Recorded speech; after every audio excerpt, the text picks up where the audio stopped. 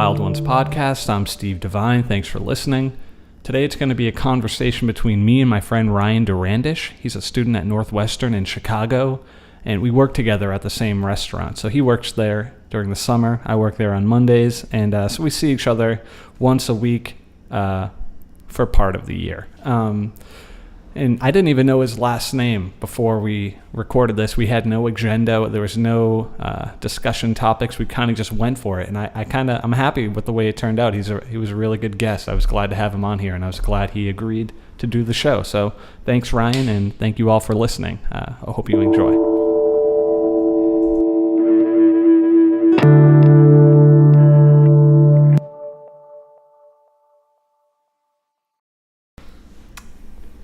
So Ryan.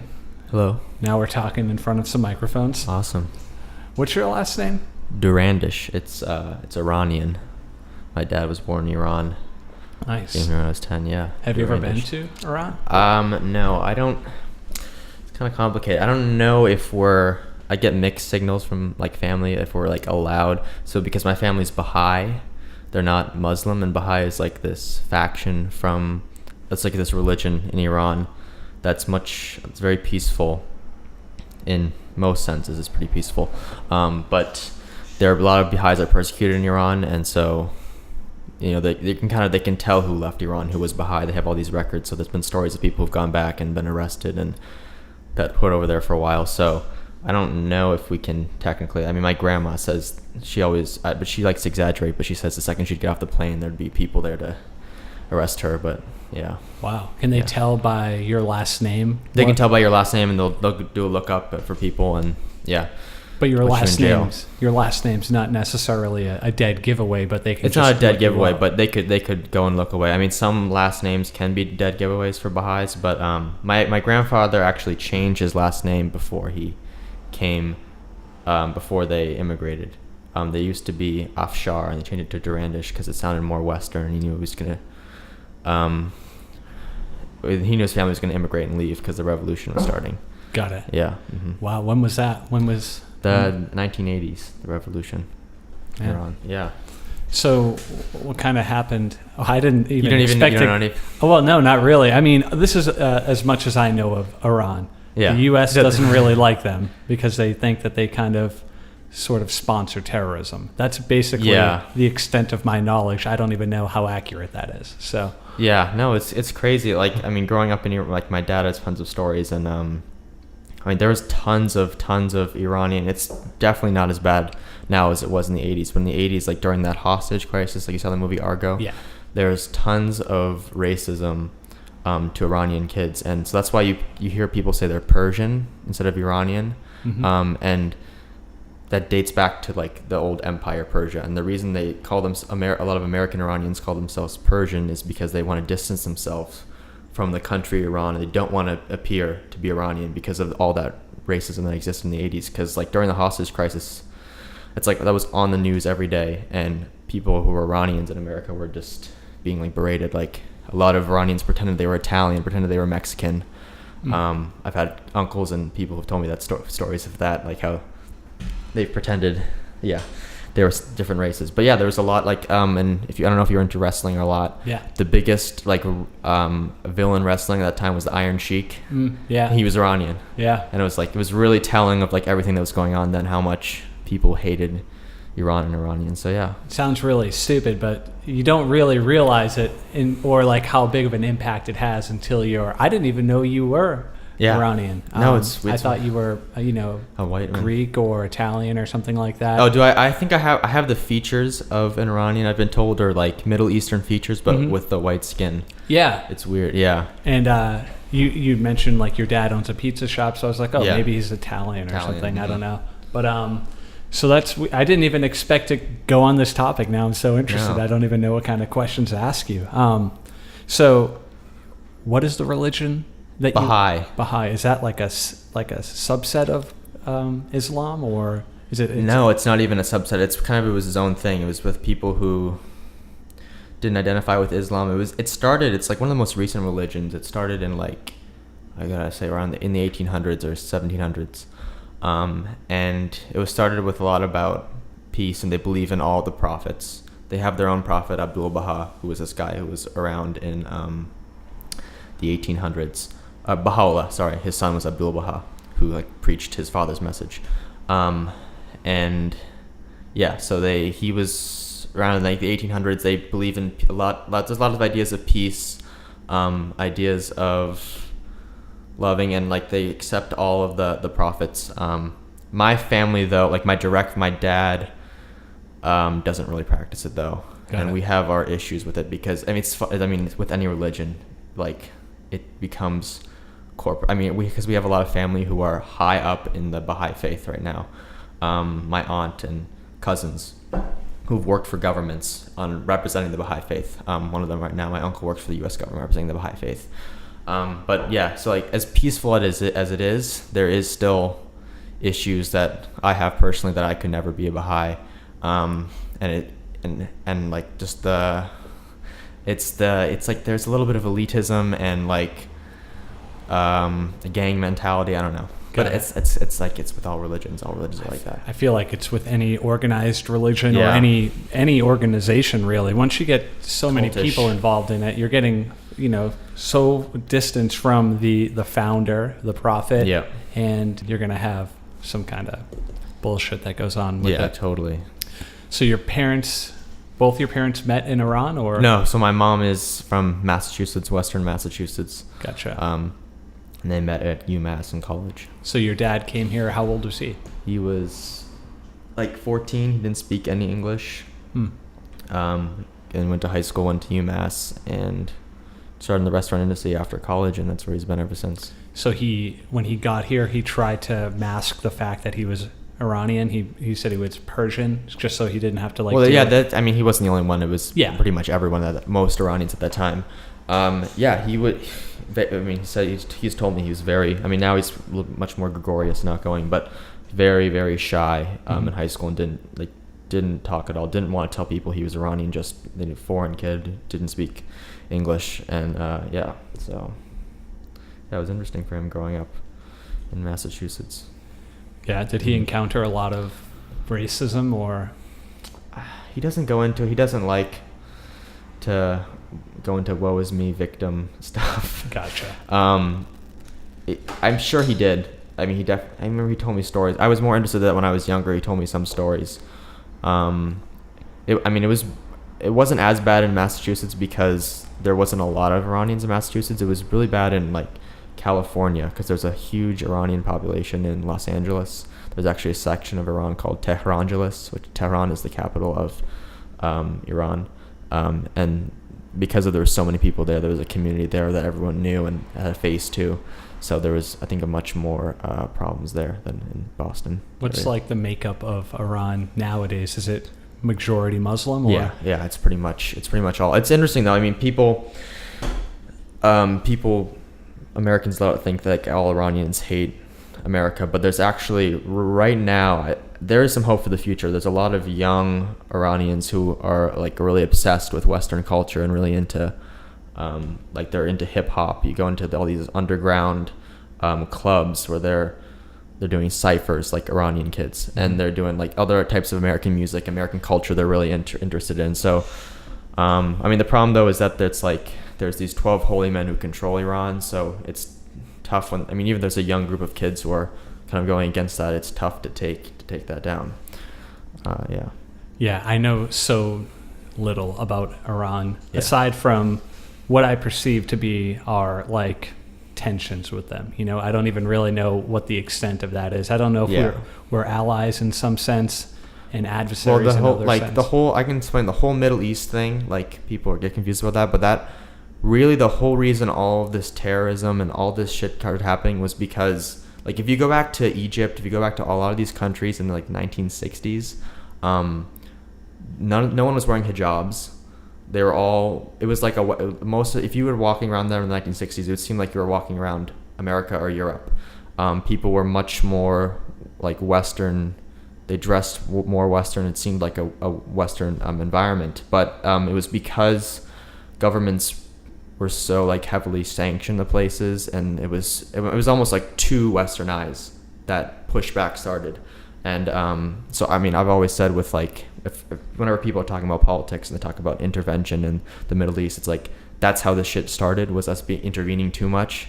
So the way to get all this like radical ideas, radical Islam, radical terrorism, Islamism, that's what it started as, to slow down is to just step back and not over intervene. It's like that's exactly how that stuff starts over again. And it's literally been it was a trend of a lot of most Middle Eastern countries. Was because it started around like the 70s or 60s, where they just had enough of all the colonialism, sanctions, and everything like that. Gotcha. So you're saying there was a period in the 60s and 70s where it was very like liberal and Western or whatever. Yeah. Before that, like 50s, 40s, Yeah. 30s, was it a pretty conservative country? Do you know? I mean, 30s and 40s. I mean, that's the Persian Empire, I think, ended the end of the 1800s or 1900s. So I mean, I don't know what it was like back then. I read a book on it like a couple years ago, and it talks about it used the veil as a symbol, like the hijab. When the hijab started showing up, that was the back to Islamic roots. People stopped dressing differently, and that was the pushback against Western culture. That was the only extent I noticed. I didn't really do any research back into the early 30s because I was more interested in what this whole terror thing and what Gotcha. Got started. Yeah. Historically, has Iran always been predominantly Muslim or? Yes. All right, I'm pretty sure. Yeah. Mm-hmm. Gotcha. So and they're Shiite, not Sunni Muslims. Gotcha. I've heard of those two. Yeah. But I have no idea what the difference is. I did know at one point.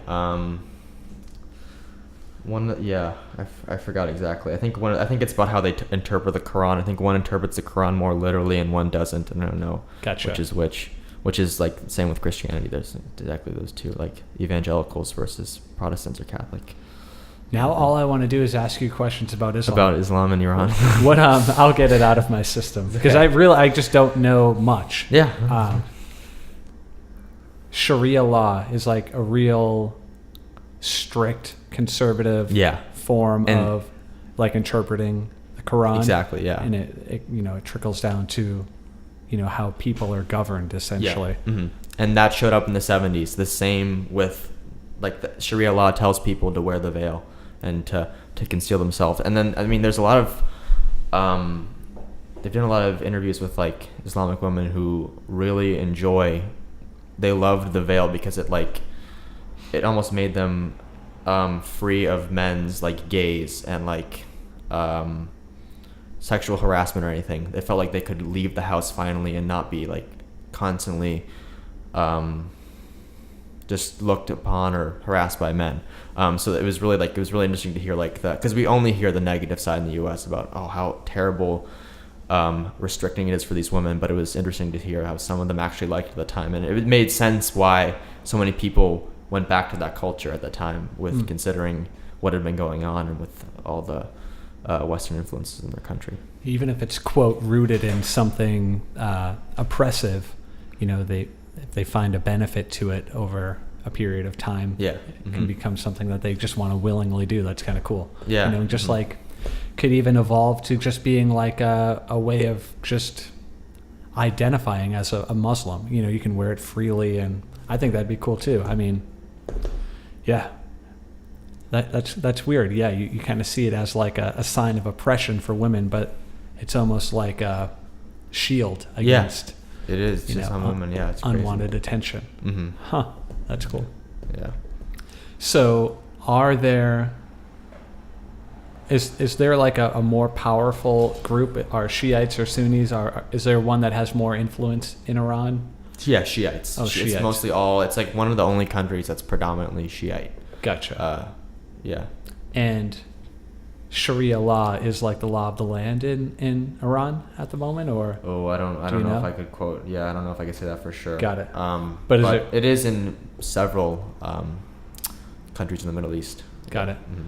And it basically means, like, what are some things? I know it's like very strict, but like, what are some things that are, against the law that would be kind of considered absurd here? I mean, like being gay. Well, I don't know if I could go. I mean, I'm not. The problem is I'm not so in tapped with That's fine. Islamic Yeah. things. I'm trying to think of other things that I can off the top of my head, but yeah, just like, I mean, it's it's similar to evangelical Christian kind of ideals. Very Just conservative. Women can't, drive, educated. Like, I think, like, I heard recently Saudi Arabia is finally letting some women get licenses. Yeah.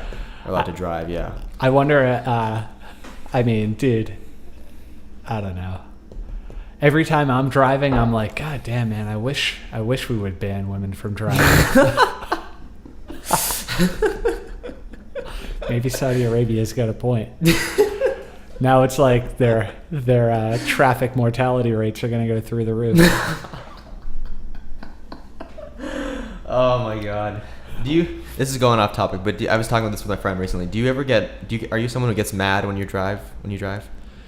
Like, who, like, yells and yeah. Sometimes I do. I have a really short commute to work, but I do.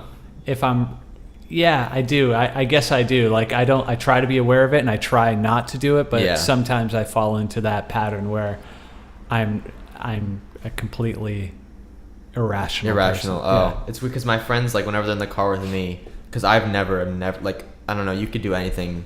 You could, like, crash into my car, and if I'm fine, I probably, whatever, dude, it's okay. Like, I don't know. I've never really gotten mad in the car at someone, and my friends are shocked when someone cuts me off or drives by me, and I'm just like, oh, whatever. I don't know. It's weird. I guess it depends on, like, if I have somewhere to be. Sometimes I don't mind if I'm not, under the gun to get to work on time or something like that. I'm not as stressed out getting into the car, so that I don't really care anyways. Maybe it has to do with your riding experience too. Like, if you get my car's just like that's my car, that little blue little blueberry over there. Yeah. It's cool. It's a reliable car, but it's not like an enjoyable ride. I don't get in my car and like, I don't have like Bluetooth. I don't have Sirius radio. I just have a CD player. I don't even have an armrest. So it's like very just like bare bones. Utilitarian. So that could contribute to the road rage, like just a little bit of a factor, and it can just be.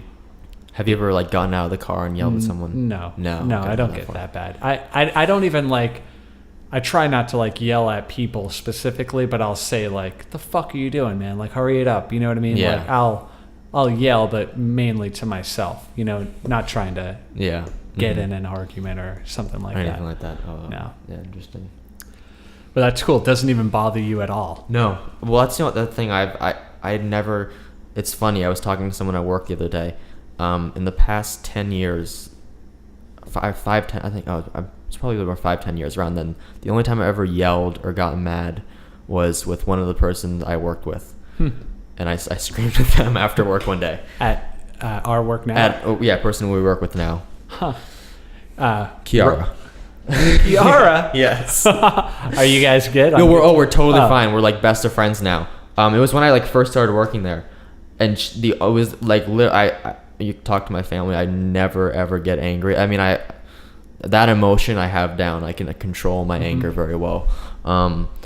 But yeah, one day I just lost it. Yeah, we just started screaming at each other. Ryan and I work together at a restaurant, so a lot of the people I've had on this podcast I've met there. So yeah, Kiara's another girl. I love Kiara too. I love her also. She's one of my closest people I'm with at the restaurant. Sometimes just working in a restaurant, it can be such a stressful environment that at a certain point you could just like do something uncharacteristically. Yeah, I think it was also because I was new, and I think I'd been there for like 2 months, and she was just harassing me about my side work, and I don't know. I think I just had a bad day with customers, and I couldn't believe it. I was like, I felt so weird. Also, like going home and talking. I was like, I yelled at someone yesterday, and they were just like, what?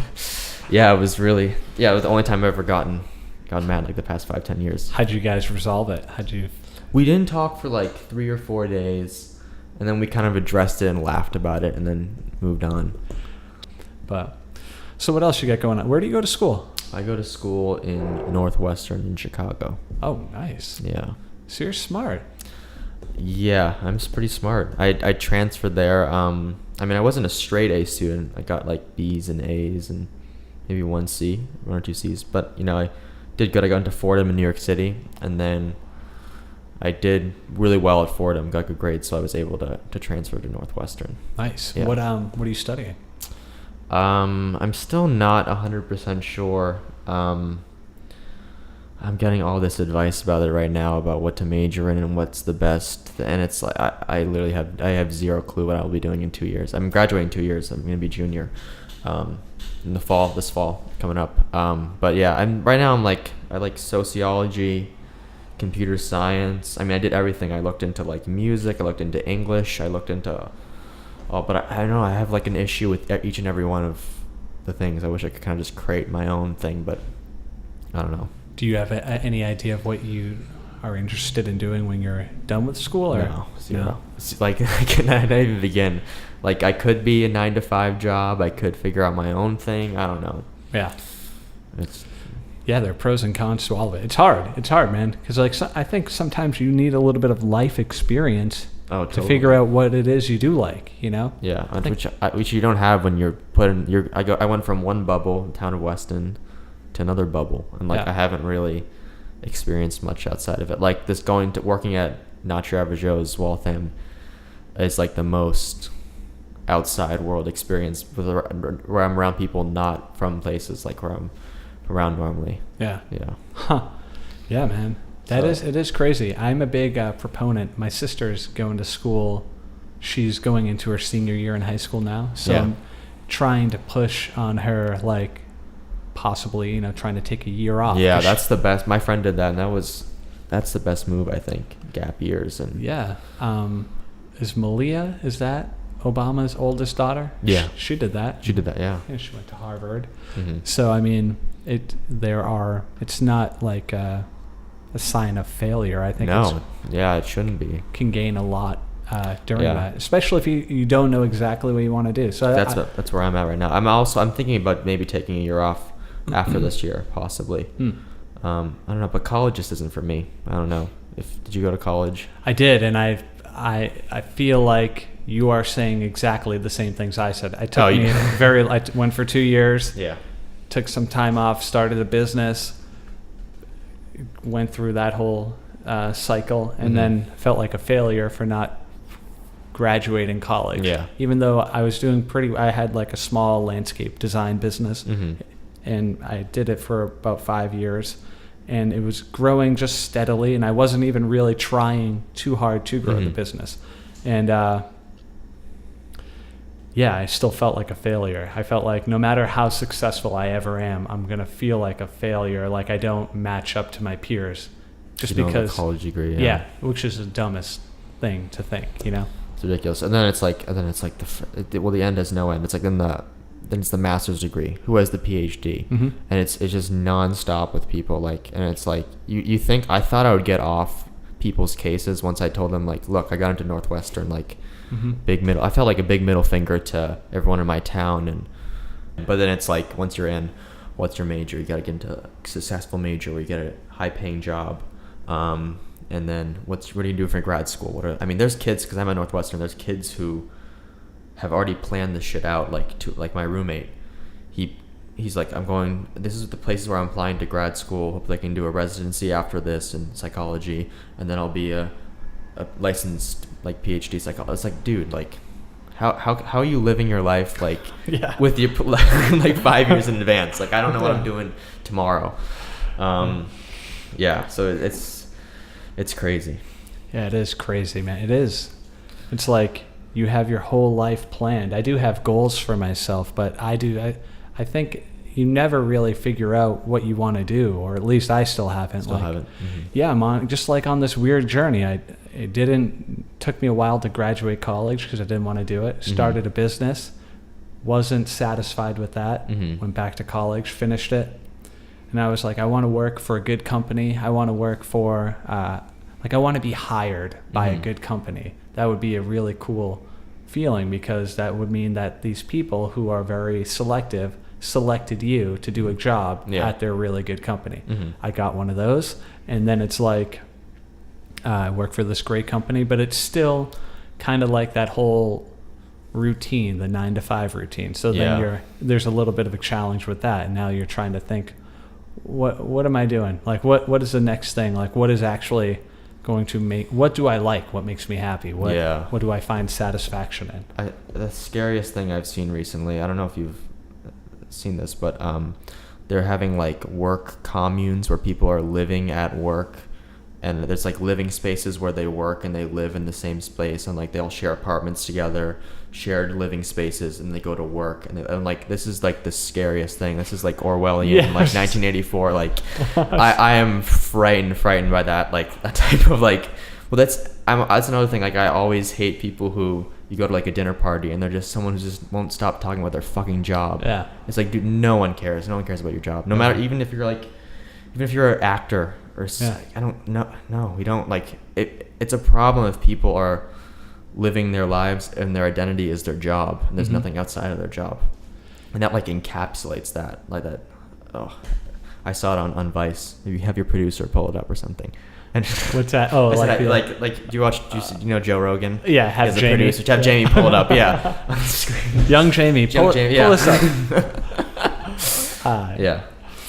Dude, I was just listening. I think it's Dave Yaris that he had on there, the guy who was wrongfully committed of murder. Oh, and rape. I haven't listened to that one. Dude, very good. I gotta check out that one. Yeah, some of his. I mean, I love the Joe Rogan podcast. I check. It's like the first one I check every time I'm looking for a podcast to see if something would be interesting. Yeah. And sometimes I'm like, whatever. It's not my cup of tea this episode, but he's got so many great episodes. I just love like how they. I mean, I can't watch the news or anything like that, and I'm someone who I hate left-wing ideas and I hate right-wing ideas. I hate, like, I'm in the center, and that's perfect to listen to see what Joe has to say about Me Too, Trump, or what, like all this stuff. Like I love the conversations they have. It's just like they're much more honest with themselves. They're not talking like Joe and his guest. Like, they don't talk as within their identity. They just talk about their opinions on it, and it varies each time. And it makes more sense, and it helps you develop a more well-rounded opinion. Yeah, because you're taking the great ideas from the right and the great ideas from the left and in between or whatever. Yeah, and it definitely like reshaped my thought on the whole gun situation or Same hunting, with me. everything. You know? I actually now support gun rights. Yeah. Ever since. I mean, it wasn't just Joe Rogan, but other podcasts listening to people's ideas, and I think I now support gun rights. That's my one right wing idea, but then I have like I don't know, all over the place. I don't think it's really a right wing idea. It's like in our Constitution. What I mean? Well, but it's so like thrown in our face that it is. Every stance you have on anything is either right or left. Yeah, I feel that's like. true. So and it's like I'm forced to go by it, but and there are issues. And I feel like the mainstream media doesn't do a good job of like properly addressing them because they clearly have a bias. And it's like, sure, you might have the lady from the NRA that their main spokeswoman, I forget her name.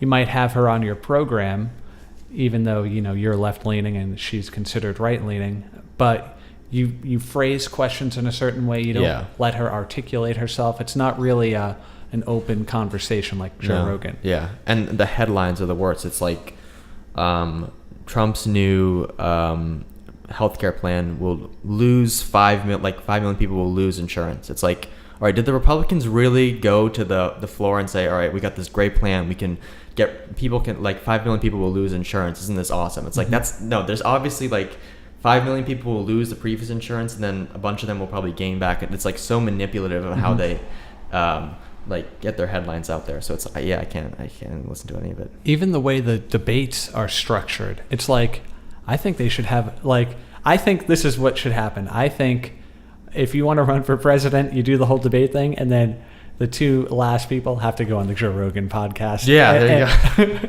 Like, let them talk uninterrupted on a huge platform. Without, they don't have to stick to talking points. Like, dude, I don't know, like, I drive my girlfriend crazy, but I'll watch like the Donald Trump Republican debates and stuff like that. Before he was debating Hillary, and it's like, number one, they don't talk about like, if any person should have been the president, it should have been John Kasich. You know what I mean? Yeah, of course. He's the most qualified up there, and like the most like if you listen to what he's saying, like it's like he's saying, I want to work with both sides of the aisle to come together and get things done. And I've actually done it before. I have so much experience. And they're like, yeah, we're not interested in you, man. Sorry. Yeah. You sound like you're crazy right now. He sounds he's crazy. Yeah. But yeah, man, you just gotta like the debates it's like they're timed. They have a ding ding in the middle of it. How is that? Does that ever like that does not replicate real life at all? Real life situations, real life arguments. The president is going to get in the Oval Office is not going to be. Jim Lair is going to be sitting next to him with a timer. Yeah. While he's debating his Secretary of State. Like, no, you gotta like. Yeah. It's gotta be more open. I mean, hopefully, platforms like Joe Rogan's getting more. Elon Musk was on the podcast. That was like huge. Like I watched that on NBC News. Elon Musk on Joe Rogan. I was like, wow. It's starting to get some more traction. Joe Rogan has more subscribers than people that tune into NBC though. Like, really? I feel like I think he is like the number one platform. I know he's the number one podcast, but platform. He's got millions and millions of downloads, like tens of millions. It's so weird because I don't meet anyone who listens to him. I thought me and my dad are like the only person that listens to Joe Rogan. Everybody I know listens to Joe Rogan. Really? And everybody that I know loves Joe. Like they say, like I love podcasts. Do you listen to the Joe Rogan one? Yeah. You know, dude. I wonder what the breakdown is. Like whether do girls like it? Like, do they find it interesting? I wonder if it's like mostly men. I found out that YouTube is like 70% of the viewers are men. It's like YouTube? A male-dominated viewer. Yeah. Interesting. I didn't realize that. What were we talking about? Yeah, it's like, something's got to change. You have to let these people articulate themselves so that the people voting for them can actually make an informed decision. You know? For sure. I think podcasting is pretty important right now. I think unfortunately reading and novels and books are probably going to be dead when this generation that's growing up becomes adults. I think that's a little bit upsetting, but it's just with our attention span, it's almost impossible. But what's so great about podcasting is it's like the first time that's like a medium where people will actually listen for 4 hours. Like Joe Rogan, sometimes it's 3 or 4 hours, and people are still subscribing. So people are sitting down and listening to something for 3 or 4 hours, not just like quick, like a Netflix, it's a quick show, it's fast and everything like that. They're listening to two sides of an argument, whereas books is a lot of times it can be one side of an argument or one perspective. They can listen to arguments for 3 or 4 hours. So I think that's like, I totally do think it's a great thing looking ahead, and it's a great thing that like political people can use for, people can learn about politics better on a podcast than on CNN, obviously. And it allows for multitasking. You know, absolutely, yeah. People can work. People are at their jobs doing, like, that's what I would love to do that. Like to be in a job where I could listen to a podcast and do my job at the same time. That's what I do. That's what you do. It's interesting. Joe Rogan had a guy on who was talking about like useless jobs, but like how there's so many jobs where, I mean, I'm not saying like doing stuff like that. It's just like, do we really need kids to have a college degree to do like a lot of these entry level jobs? We don't. Like, no. I was shocked. Like this guy who used to work with us, Kevin, was telling me, because he got a promotion. He's like, they kept telling him how much he's killing it there, and he's like, I literally walk in there like, do you know how to print a document? Do you know how to use Microsoft Word? Can you set up a PowerPoint presentation? He's like, yeah, I did that in like 4th grade, which most kids are doing now. And then he's like, he got promoted, and they're like, you're killing it, you're a star, because he's printing documents, and he's like. And it's unbelievable how like we need this like 20 years of education for these jobs. I could do my job like in middle school. There are some things. I mean, like I have a knowledge of like investments and all of that stuff. There are certain things but it didn't have anything to do with I have a finance degree. It had nothing to do with that. I could have done my job. Maybe it helped me a little bit, the math or like the overall concepts. Like I already knew how investments work and all that jazz, but I could have done my job as like part-time in high school, whatever. There's two sides to that. It's really cool that you could like go to work and listen to a podcast and not be so stressed out, and like that's definitely a cool, and like I can see how that's a fulfilling thing for people. I think I would be inclined to do that also after college. But then there's another thing that's like our society would be so much more productive if we like got rid of a lot of like this monotonous corporate jobs, and people more embraced like the arts or other things like that. Yeah. Like that's what they talk about, universal basic income, and that leading people to have it like to do those other things much more easier. Yeah, but I mean, But I don't know. I don't know if I agree with universal basic income. Yeah. I don't, that's What do you? I mean, I get because I'm not a capitalist. I'm not a socialist. I'm somewhere in between, and I think that universal basic income is a little too far to the left. Yeah, I think it's ridiculous because somebody's going to pay for it. I mean, Yeah, that exactly. it's either the people that are being productive, who are creating jobs and working. Mm-hmm. Now we have to get taxed so we can give our earnings to people who didn't earn them. Yeah. You know? Yeah. What's the absolutely. incentive to work and create and be, Mhm. industrious? I think there's like I don't know if like just throwing money at the problem is the thing. I think No. you gotta, I don't know, like find a way to bring the cost of living, of life down maybe, right? Yeah. So maybe you don't need an income. Maybe you don't need a job, but if you had a job, you could afford nice things. So the incentive would still be there, but like the necessity might not be there as Yeah. much. You don't have to work as much. Maybe you only have to work 20 hours a week, you know? I was listening to this idea about like this new tax. I think it's like I haven't really dived into it, but I think this might be like the most brilliant thing in the world. They're talking about like how there's no estate tax or tax like after people die when they pass down the money to their kids. Mhm. And I think that would be like, if we tax that more, that would be so much more money going into the economy, and it also wouldn't be creating all these people who I feel, people who are born into wealth are some of the worst people I know personally growing up in Weston. Yeah. People who, like the parents, I can tell the kids whose parents had gotten money from their dad and gotten money from their mom. It's some of like the most worst people who are making really shitty decisions and are in powerful positions. And because it's like, I don't know. I feel like if you work hard all your life and you make so much money, should we really be giving all of it to your kid? Is that the best thing to? I don't know. I'm not a father, not a parent, so I don't know if that's what that likes. But I don't know. I thought it was a really interesting idea to tax that more. I get both sides of the story. Imagine if you were an industrious person. You worked your entire life. Yeah.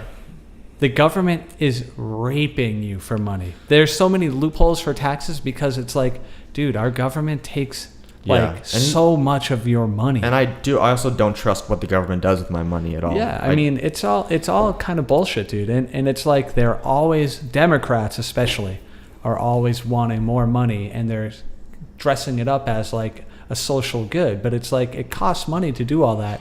And you're demonizing capitalists and people that make billions of dollars. But it's like, that billionaire probably didn't get there without employing people. Yeah. And he's creating wealth. Now, I think there's an extreme to that too, because then you have like non-skilled workers, like people that work for Walmart, right? The richest family in the country has people that work for them who are on food stamps. You know, there's obviously an issue there. Oh, there's definitely two sides to that. So I think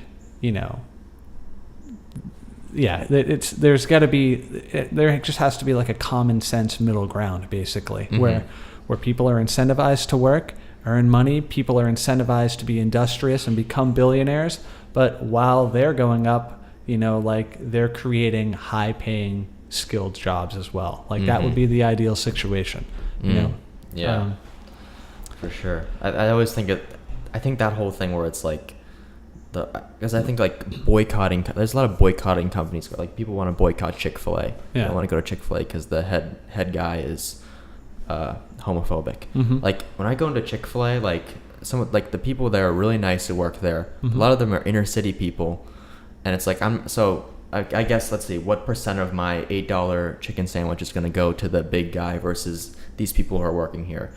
It's like I don't know. I'm always like a little bit shocked by people like boycott. Like, what are you really doing by boycotting Chick-fil-A? Like, Yeah. you could be helping out a lot of people people who like communities inner city communities that the left probably advocates for. You'd be helping out those people, but even though a little bit of your money is going to that guy, we're gonna not go to Chick-fil-A anymore. Yeah, and it's like just because that one guy, the CEO, feels a certain way, all the franchise owners and all the people that work for those franchises, they don't feel that way. Probably or not. Yeah. Not all of them, at least. They're just looking for a job, you know. And their fucking chicken nuggets are delicious. Yeah, it's great chicken. I love Chick-fil-A. Best sauce, best Chick-fil-A sauce. It's like my favorite. I love just fried chicken. I love Popeye's chicken. I wrote a song. I'll play it for you after this if you really want to hear it. It's a jingle for Popeye's chicken. Popeye's chicken. I used to live across the street from one, and I would go there like once a week. And I was just eating their chicken one day, and I was so happy. And I wrote a song, a Popeye song. And it's the only song I've been writing songs for a very long time, and always making people listen to them. It's the only song I've ever written that anybody has ever said to me, dude, like that song. You should try to get, like, I'll be like, dude, when you're not being serious and trying to be philosophical, that's like, when you get the breakthrough. Like, I had people, like, I showed the song to, like, I wrote the song like over 10 years ago. They were like it's been years, and they're like, dude, send me that Popeye song. I'm sitting next to a guy who works like for marketing. Yeah. Have you ever sent it to some Popeyes people? I emailed Popeyes one time, like when I was like probably drunk or something, and I was like, I have a song, but I'm not sending it to you because I don't trust you. I gotta get it, like, I don't want you stealing I don't want to hear my song on a radio, like Popeyes commercial, and I didn't get paid for it. So I gotta work on that. I guess I gotta. Is it like full production? Like you got everything? Is it just you and a guitar? No. It's just like I have a demo recorded for it. Oh, but wow. I could record it. Yeah, it'd be a very simple, like, it's just like a bluesy type, quick, like 30-second jingle. Nice. But yeah, it's pretty good. Oh, I'll play it to you. Maybe I'll play it and I'll put it in this episode too. Yeah, in the outro. Yeah.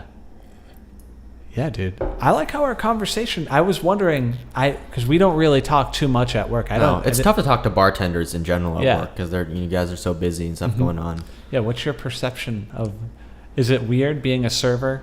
Going to the bar? Yeah. It's not weird, but like, I just feel like there's a lot more bullshitting that goes around in the back with servers, like more talking and downtime. But like at the bar, it's like you're in that box, trapped behind that box there. So sometimes it can be weird to start a conversation on the other side of the box. Then there's always people at the bar. There's always guests there. So you have more stuff going on. Yeah, it's weird. I used to serve too, and I always wanted to be a bartender. So then I became a bartender, and it's weird. It's cool because you have no boss really. Like the managers are just your helpers. They don't really boss me around or anything. Like I obviously follow the rules, but I mean, they're not up my ass. They're not micromanaging me. I don't get, me specifically though, I don't usually get micromanaged by the boss also, but I can see why servers do so more than the bar. Well, Joe's is like pretty, I think especially for a chain restaurant or whatever, they are pretty good at managing. I mean, I have friends other places, and not just managing, the people who work there also. It's a kind of a good sweet spot where it's not like, you're not at the 99 where you're making nothing and you're not at a fancy place. Where I have friends who are at fancier places, and when it's good you're making more money there, but the amount of egos, there's like 50-year-old people who are serving working with 20-year-olds who are just yapping at them, and so much infighting, so much drama going on, and there's like really none of that at least where we've worked at the past 2 years. Dude. Very small drama things, but nothing as bad as what I've heard. I'll tell you what, I used to work, and I'll call them out, I don't care. I worked at Margaritas for 5 years. I fucking hated that place. I met a lot of cool people there. I met my girlfriend there. She actually works for the Margaritas in Framingham. We met at this one in Waltham. In Waltham, yes. And we did have like really cool managers, but dude, they were just up your ass, micromanagers, and like the managers themselves, their bosses treated them like shit, paid them like shit, gave them weird like work-life balances, didn't really have any consideration for that. So it's like it's just a really negative trickle-down effect. We would always go to, my parents did not like margaritas, we'd always go to Iguana Cantina. Oh, I love that place on Moody Street. We were team Iguana Cantina. We'd go there all the time, but unfortunately it closed down. It was like our favorite Mexican place to go to. Nice, man. So you grew up in Weston. When did you graduate high school? 2016. Nice. Recently. Wow, dude, how old are you? I'm going to be 21 next month. So I'm like 10 years older than you, man. Wow. And look where we are. You're in my kitchen right now. Yeah. On my kitchen table. That's sweet. crazy, dude. Yeah. You're 20 years old. Did you think I was older? No, I mean, I knew you were in college, so Yeah. it's just weird to think, though, like, I am 30 years old. Mm-hmm. I don't think I'm 30 years old sometimes. I'm just like, oh. Yeah. Well, I mean, technically I'm an adult. Mhm. I don't know what I asked another 30-year-old this recently, and they said, "Oh, I still don't feel like an adult. I'm 30. I don't see any time where I'll be feeling like an. I don't know. What do you think? Do you think you're an adult?" Well, I think I'm an adult. I think I'm definitely, like, have a better head on my shoulders. Yeah. Then I've made so many mistakes in life, essentially, that I've learned from, that I have a better head on my shoulder. But, yeah, I don't know. Like, I think in some ways I'm an adult. In some ways I'm a shithead. In some ways I'm not, like, career-wise where I'd like to be. You know what I mean? But I just think, like, I think I still have time on my side, and I still have, like, my prospects are looking good. Yeah. Like, I'm doing fine. But, yeah, I don't know. Like, yeah, it's weird. Yeah, no, because, like, there's kids I go to school with, and professors will say that, like, sometimes if it gets out of hand in class, the professor's like, "Come on, guys, we're all adults in this room here." I'm like, "Really? Are we really all adults in this room here?" Like, I think most of the clothes we're wearing was bought by our parents. Yeah. Like, we are not all adults in this room. Yeah, and, like, but there'd be kids who conducted themselves and acted like they were adults. I totally noticed that going to school in New York. Like, kids who are just going out and going to Whole Foods and getting getting all their meals out there, and, like, thinking they're going to clubs, and, like, they really thought that they were an adult, and I just, like, I can't, I'm not even close to thinking that at all. Yeah. Wait, where did you go first? I went to Fordham, and it was in the middle of New York City. Got it. How did you like living in the city? Oh, it was cool. I want to go back. Yeah. I think I want to do that after I graduate. 'Cause I don't know. I don't love Chicago. I just went to, like, the best school that I got into because I could, like, because my grades were so good, I could go into a great school. So, like, I'm just going to go to whatever, like, the best opportunity that comes up. But I mean, there was so much more interesting. I had a lot of cool experiences in New York, and I got to play in, like, a jazz band at Jazz at Lincoln Center, which was, like, next door. Nice. Did some great stuff with that. Like, really interesting, strange, weird, funny people that I met that lived in the dorms with me. Yeah, but I definitely do miss it. I think I want to go back after I graduate. So you went to Fordham with the intent to transfer after a year? Not like I didn't arrive there with that intent, but it soon came up. I had 2 years in a row I had not the best dorm experience living. Next year I got a studio apartment 'cause it's actually cheaper, and I don't have to have a roommate this time. But I just did not. Actually, my freshman year roommate was great, but my suite mate, we had a big problem with him and sexual assault. Oh. Yeah. It's not cool. Yeah. So, like, sexually assaulting other, like, a you girl, guys, or a girl? No, a girl in our room. Like, the girl was blackout drunk, and my other suite mate saw him raping her. Oh, man. Yeah. And so this is like in October of my freshman year, we had to go through this whole process of going to the school, and I really, like, I learned a lot about that, like, the whole, because they're talking about it a lot on TV right now about is it fair, like, what the accused and the accuser are going through, like, that whole system, and it is out of whack, and it's pretty crazy. How we had to go through we had to meet, there's so much bureaucracy in this, like, we had to meet with this person, this level, and then and then on the final panel, this kid, like, literally, I think I believe my other suite mate when he told me he saw it happening, he saw it, and he reported and everything. So that's a pretty clear cut example. It's like you have someone who's in the room when it happened, but it's still, like, the kid goes to the school still. He got moved to a different floor. And when he moved, he smashed my friend's laptop before he left and went to the other room because he was, like, so mad at us for telling on him. What was the girl's, what was her take on the whole thing? We weren't not allowed to talk to her. We didn't know, like, so they were, the kid was a Chinese international student, and the girl was also. And so, in college, international students tend to hang out with each other, and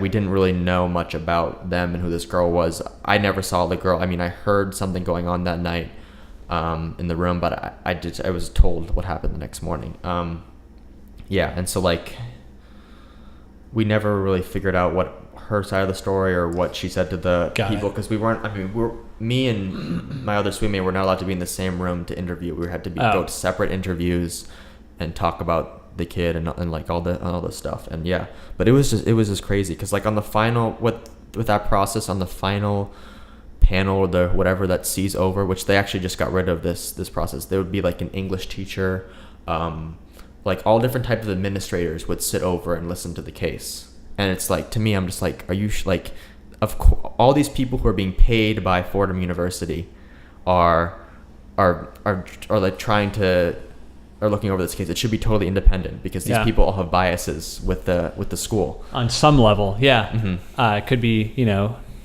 just from like an economic standpoint, that person is paying a lot of money. International students pay full tuition. So this kid was paying full tuition. I mean, he was loaded. Like from all the stories he told us and all the things, like how much he would say how much he had on his credit card balance and like all this crazy shit. Like he was loaded. So he's getting paid a lot of money, and then they also they want the reputation. They don't want this to get out. Yeah. That this happened at their school. I agree that it should be like some sort of independent panel who doesn't like the outcome doesn't affect them either way. Yeah. For sure. They're just there to be objective.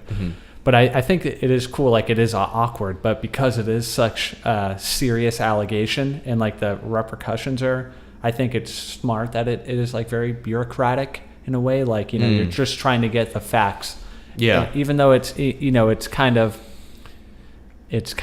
weird to deal with that. I feel like, especially if something really traumatic happens to you, to go through. It's really frustrating, because it's like, I mean, I'm still living with this kid for like 2 or 3 weeks after this happened until we finally got him kicked out, of our room, and we're just like, it's super awkward the whole time. Yeah, it's just like in 2 weeks, email this person. They are the head of whatever office, and it's like, oh my god, another freaking like yeah.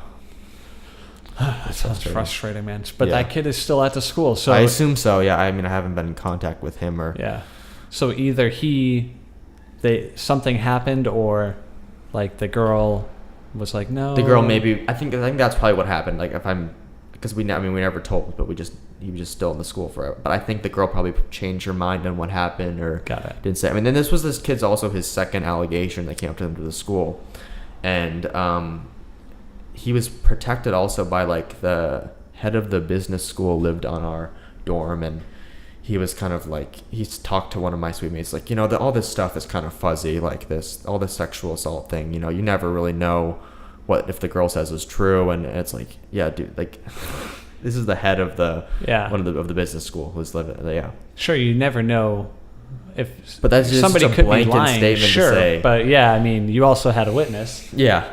What about what that guy says? So you got to take everything into consideration and then make the best judgment from there. But yeah, I mean, sure, yeah, you don't know, somebody might be lying. Sure. Yeah. Okay. So what are you gonna do? Just stop, not investigate anything anymore? Yeah. Yeah. But this was also pre-Me Too, so I wonder if the outcome would have been different, or if things would have happened after. Maybe maybe not. I don't know. Hopefully not. You'd like to think that even if you catch flack for something, if your system is solid, right, your review process for an allegation like that, you should have some sort of process that is objective. Yeah. If it comes under scrutiny, okay, scrutinize it. Like, let's look at it. I'm not going to adjust it just because of what's going on in the political climate. Yeah. I still want it to be fair and balanced, like maybe you do need to adjust it, Yeah. It could be that too, but you should. I feel like that whole pressure to just like change your ideas or change something just because of like a little bit of outrage. It's like, if your idea is the best idea, let's just go with that and let people cry about it. You know what I mean? Yeah. Until they come up with a better idea. Yeah, that's true. That's what I think. I mean, I'm old. What do I know? Yeah. Man, do you ever listen to like Ben Shapiro or Jordan Peterson or any of those guys? I mean, I have big problems with Ben Shapiro. Yeah? And Jordan Peterson also. I mean, like, I think a lot of people on Joe Rogan's podcast I have huge disagreements with, but it's just that I like that they're kind of open and they talk. I mean, I think Jordan Peterson is just an asshole, and like he acts like he has the answers to everything. Like I looked to some of his lectures, like his college lectures, and he's like, you don't want to be anxious, you don't want to be depressed, this is what you do. This is what it's like, dude, do you have all the answers? Like, should we all just turn to Jordan Peterson when something bad happens and he tells us all like what to do? Yeah. So like that, I get frustrated with him. But I mean, there's obviously my dad always says this about people in general and people on the podcast. He always says also, there's like, you have to kind of scrape through all the BS and you pick out little things from each of them. Little thing from Shapiro, from Jordan Peterson, from Dave Rubin, all these guys. Like each of them have little interesting tidbits in there. But I mean, sometimes I listen to Shapiro and I just like want to pull my hair out. I get so upset. What is it about him that frustrates you? His ideas on race and urban communities. It sent me over the edge, especially. Really? Yeah. I mean, I've never heard anybody like debunk what he says. So I'm like, okay, I don't do my own independent research, so I'm not verifying what he says.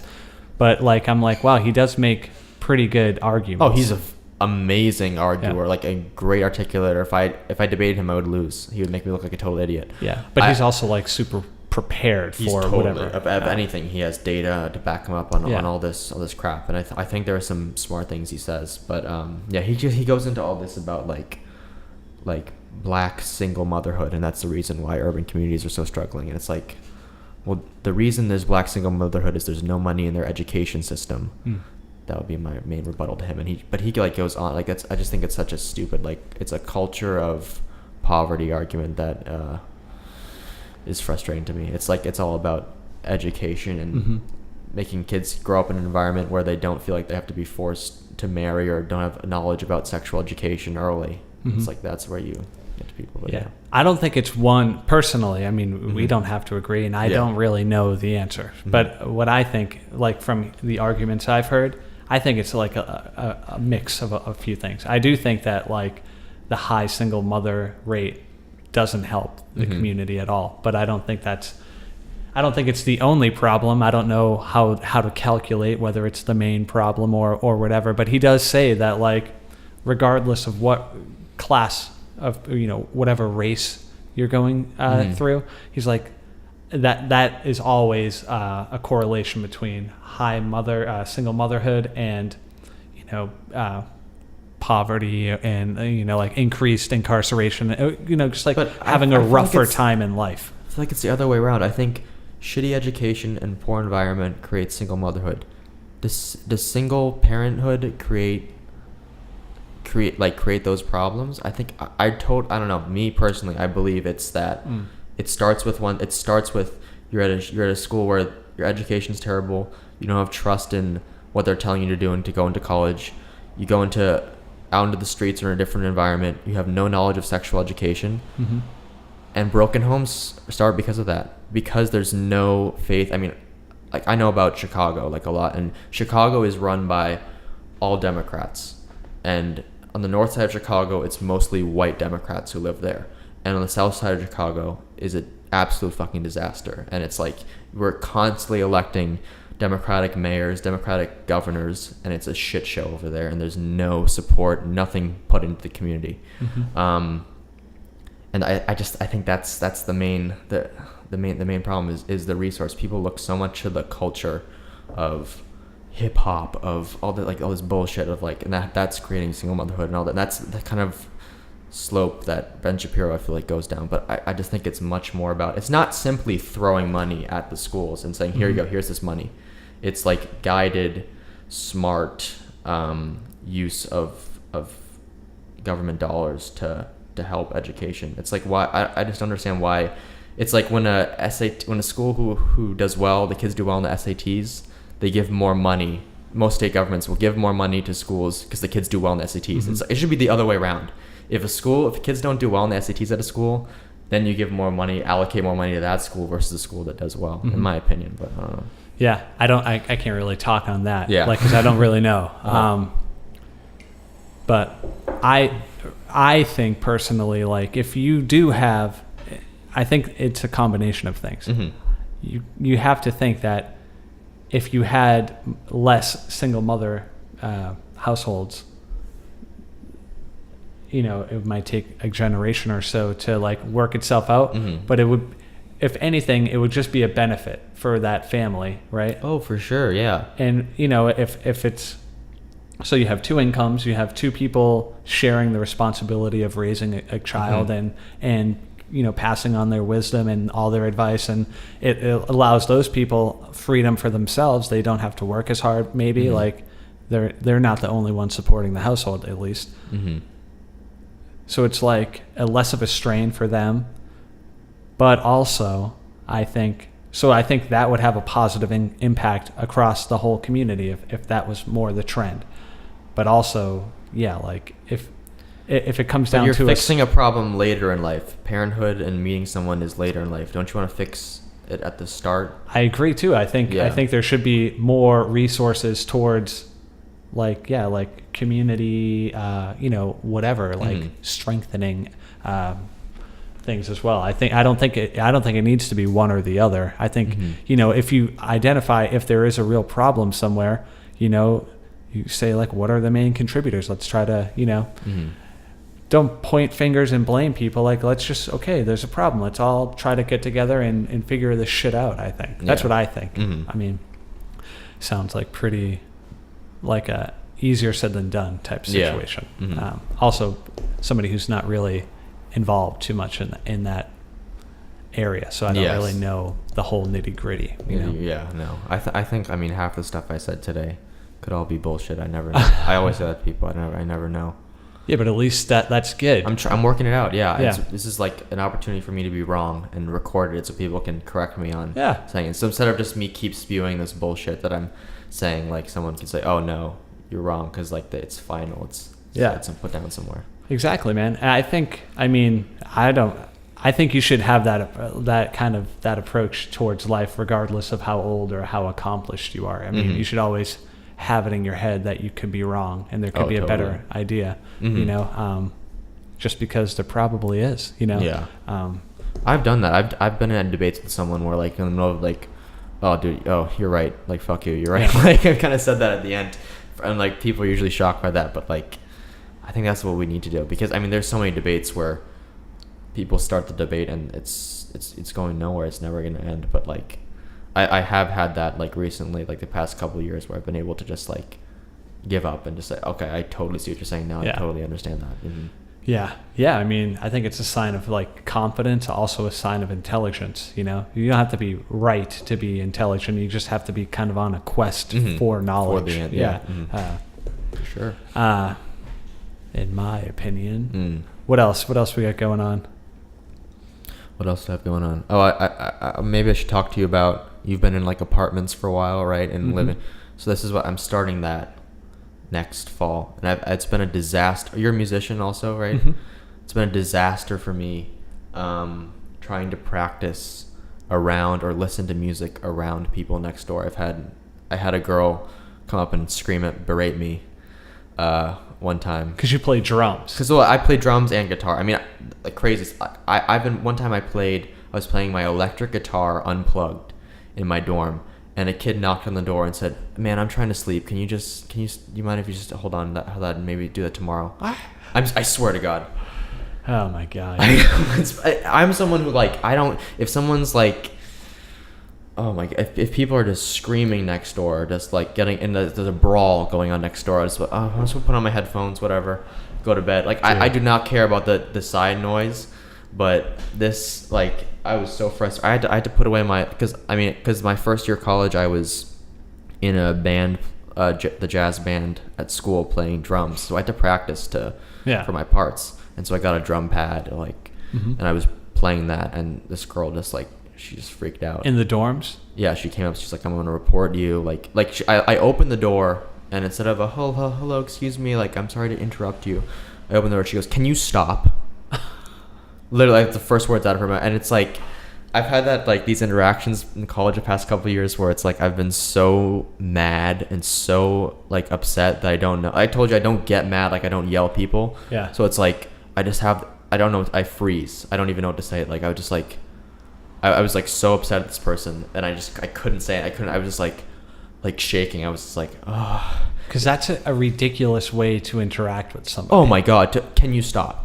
Can you stop? Like she was like leaned back, her arms crossed. Can you stop? Because you know it's frustrating to her whatever you're doing. Maybe you being like, because I have like a pedal thing, so it's kind of kicking on the ground a little bit. Maybe she said she told me she was a floor below me and across the hall, and it's like literally while I was playing doing this, my roommate was next to me on his headphones doing his homework. In the same room with me. No, zero complaints. He never got upset when I played music, never anything. And this girl came up from, can you stop? Like, if you don't do this anymore, I'm telling you have to remove the drum set from there. And I was like, I never want to see this girl again. I never want to.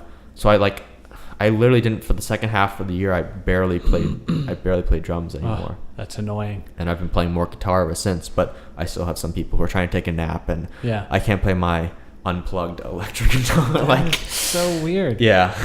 It's just weird because, like, we get it. From her point, it's like, okay, you're mad. Maybe you are. Just in her defense, maybe you are being super loud and whatever, right? Sure. Just let's give her that, right? Okay, so what does she want? She wants you to stop playing, right? Mm-hmm. Okay, cool. All you got to do is just say, hey, man, like, I don't know if you can tell, but it's, like, super loud. You mind? You'd be way more sympathetic to her argument at that point. Oh, totally. Uh-huh. Can you stop? Can you stop? That was I opened the doors. Can you stop? Doesn't it make you not want to stop? Doesn't it? No, that's what, like, I was just, I couldn't talk. I mean, I still can't talk about it right now. I'm still so incensed and mad about it. I can't put words to it. I just sat there and I was just so frustrated. Yeah. That's not the way you talk to people. It's very rude. Yeah. Can you stop? And it was 3 o'clock on a Sunday. Mm-hmm. 3 o'clock on a Sunday. Now 3 a.m., 3 p.m. on a Sunday. She's probably like the type of person, like, she's bitching about it, so she's probably bitching to her friends about it. Like, can you fucking hear this? Da-da-da-da-da. So she wants to be able to go back to her friends and be like, oh, I told him, can you stop? Like, oh, okay. And he didn't talk. He didn't have any response, that pussy. Yeah, I'm a pussy, yeah. We're gonna find that girl and kick her ass. Yeah, no, it was. Oh, I tell my friends about it. My friends get so mad, like, you just stood there, you just took it from her. I was like, yeah, I just bent over. Pretty much, yeah. It was so frustrating. My freshman year in college. Do you want to guess when I was a freshman in college? What year? So you're 31 now. This is when you're 30, man. 30. I'm adding years already. You're so old. I'm adding years too. 30. 20. So that's 2008. This is 2006. 2006. Dude, like, basically, I didn't even know what Facebook was. Facebook? Oh, yeah, that's right. I heard people, I had a MySpace my freshman year. You still have it? I can find the thing, but I can't log into it. I don't know how to access it. I've tried. Mm-hmm. And I don't even know if MySpace even is like that anymore. But MySpace is sponsoring the podcast. Yes, this podcast is sponsored by MySpace. They started a GoFundMe page so they could sponsor my podcast. But no, I just got Facebook. You had to have a college email address. Yeah. And my school is so small, you needed to petition to get to Facebook. Hello? Hold on. Hello? Oh, it's being weird. Okay. I don't know. Okay. I don't know what the deal is. Something's going on with this. Yeah. What's going on? But I mean, you needed to petition Facebook to get your school approved to use the Facebook platform. You had to have a call. Your parents couldn't have it. No companies had it. It was pure. It was awesome. There was no bullshit on Facebook. Yeah. There's no I don't even know if anybody used the like button. You weren't out there for likes. Oh, I mean, for right now, Facebook is, I joke with my friends, I see my friend on Facebook, I'm like, what are you, chatting with your grandma? Yeah. Because it's all 40-year-old, 50-year-olds on Facebook now. It's the old thing. Facebook is now, it's turning into MySpace slowly. Yeah, it is awesome. I don't have a Facebook anymore. I couldn't do it anymore. I use Instagram occasionally, but that's the only social media I use. I use Facebook sometimes for the Messenger feature, but you don't really need I disabled my account, but I still have the Messenger feature, so people can message me. Yeah. Maybe that's what it's just a one big wall of negativity. Oh. But it used to be awesome. It used to be just... No, it used to be pure. Like, there would be, I would come into high school, like middle school, the end of high school, and like, do you see what happened on Facebook last? Yeah. Like this comment section where people are commenting and like making fun of each other. It was just so funny and so like raw, honest conversations would happen, and it'd be like you'd get to school the next day and talk about what happened on Facebook. It was like your interest. It was basically just designed for people to fuck each other. Yeah. That's all it was. Like, I would meet a girl at my school. I'd be like, oh, find her on Facebook, right? And then you chit chat. Like, I don't know if you could message or how. I think you did message each other. Mm-hmm. Yeah, you messaged, but you didn't do like the, not like the IM message, just like messaging. Just message, and you Like, poke someone and they poke you back. So you'd see a girl, you'd message her on Facebook. You friend her, and then she poked you after she friended you. Oh. And then she jerked you off. That was the new feature they're adding. And we used to throw parties, right? I lived with like 6 other guys, so we had our own little like unofficial frat or whatever, if you want to call it that. And we would have parties. We'd have huge keg parties, and if you invited 100 people, 100 people would show up to your house. From Facebook. Or even like 120 people would show up to your house. Like, now if you can invite all of your friends to a party, like nobody's going to show up on this thing, because the value of that feature is worthless now, because there's so much bullshit. There was so little to do on Facebook, but it was like, we would literally... Now all the events are like National Cupcake Day, National Go to Trump Tower and Take Off Your Shirt Day. And it's like, ha ha ha, 20,000 people are going to... It's all like satirical and fake and... Yeah. It's all politicized. It's all just... Well, that's how Trump won the election almost, you could say, is through Facebook. Yeah. Dude, I watch and I'm like, this is how Trump won the election, because he's you don't have to like him or dislike him. I'm not like whatever, but it's like he is an effective communicator. Yeah, he's very brilliant. simple, to the point. He didn't really he wouldn't address an entire question. He would just address his point.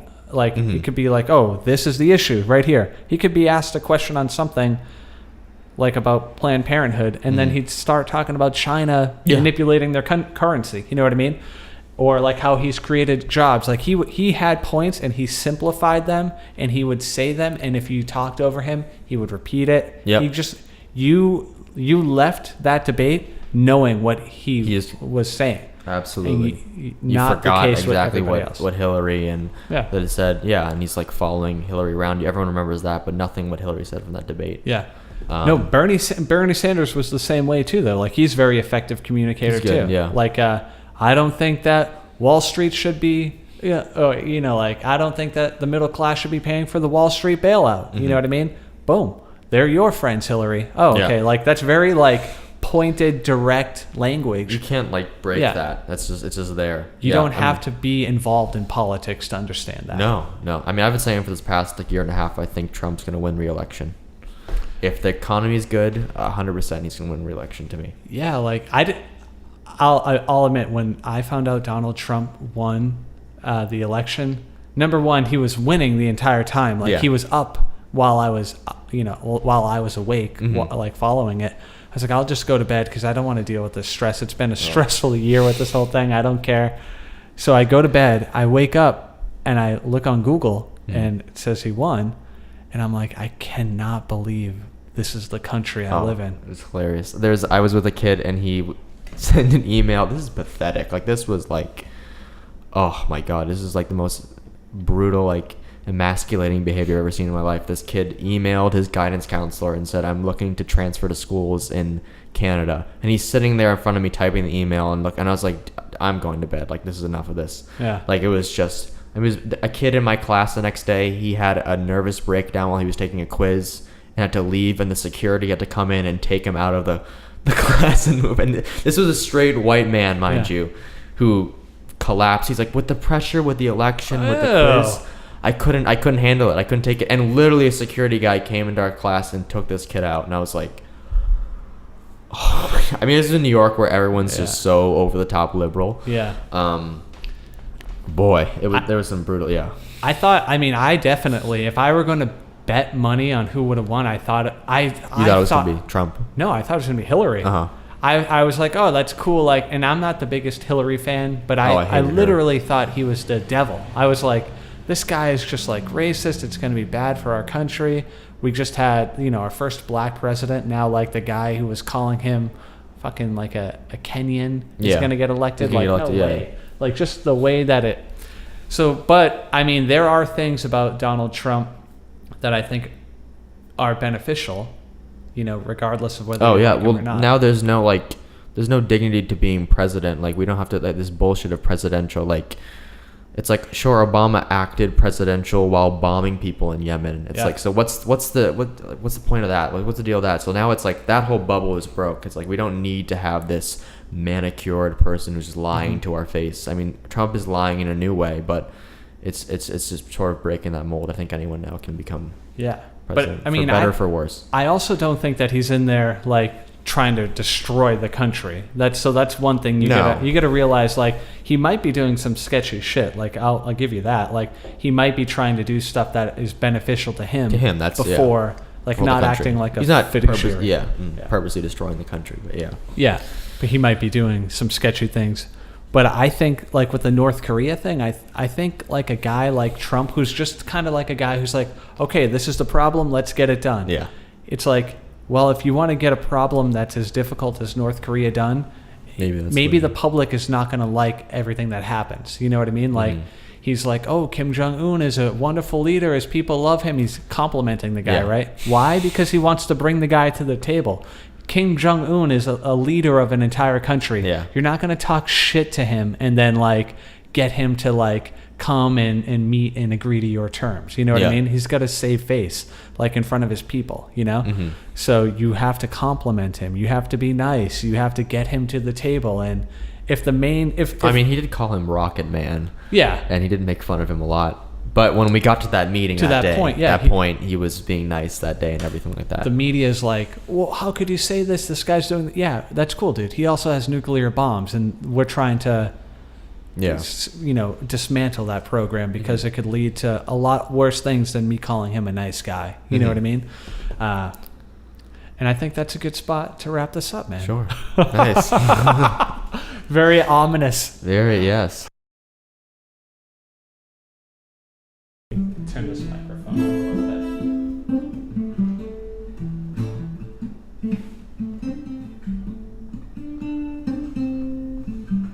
Do you What do you want me to play a song? Yeah, do you play like what is something if you wanted to like if you were on stage and you had to play a guitar, do you play like any instrumental stuff or do you sing? I can play the instrumental to a couple song I wrote recently. That I'm working with a friend. Okay.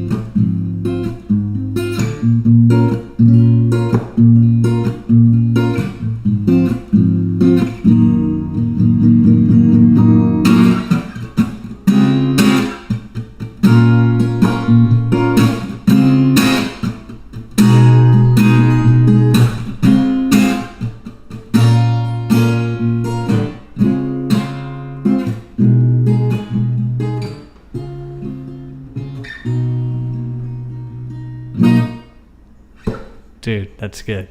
You like it? That's where we're gonna end it right there. That's Awesome. fucking great, man. What it's very jazzy, obviously. Yeah. So like, what I love to do is I played jazz for a while. I just got really sick of jazz. Is great playing, but you get so bored listening to it because like it's always like the people on stage are having so much fun than you are. I've always told the jazz, so like I love to use jazz chords, but simplify them into more like just all these repeat four. Like I have another song right now that. Like it's like the progression is just this, like repeated over and over again.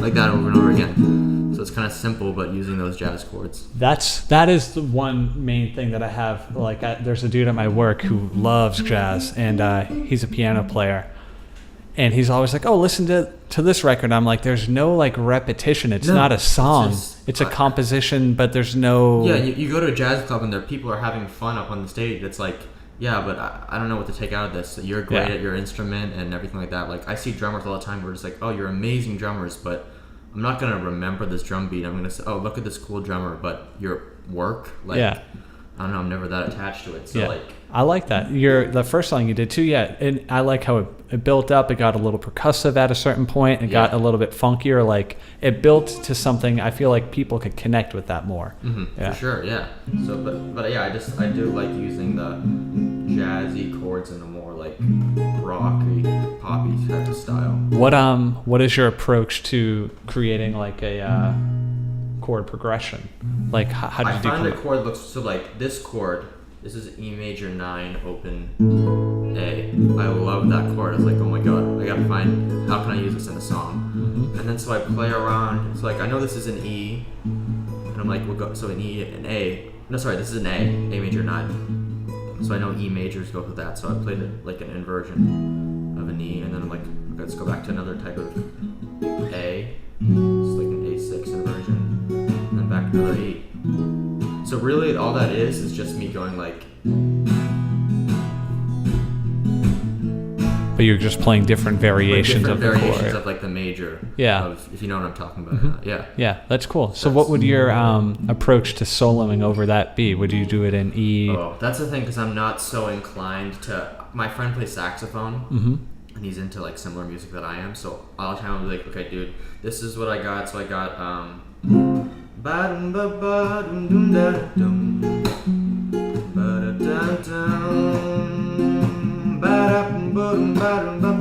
I'll just sing that to him. Yeah. He's like, okay, and he plays what I sang on saxophone, me going over like that. That would sound fucking cool, dude. That's what we've been recording and working on lately. That's the kind of jazz club I would want to go to, like where it's like, oh, cool, we're like kind of vibing out here, not like listening to some guy play a song that doesn't repeat itself at any point. Over. And then it's like, the outro will do a solo section with him on the saxophone. It'll be like, but the solo chords behind it are just me going like, or this chord, this chord, back and forth, and he's going ba ba da dum ba ba dum ba dum dum dum, like over and over again. Nice, dude. That's fucking cool, man. I'm gonna steal that. Oh, that's awesome. Do you have any other like original songs that you? I'm not gonna steal your songs, I promise you. But that's cool, man.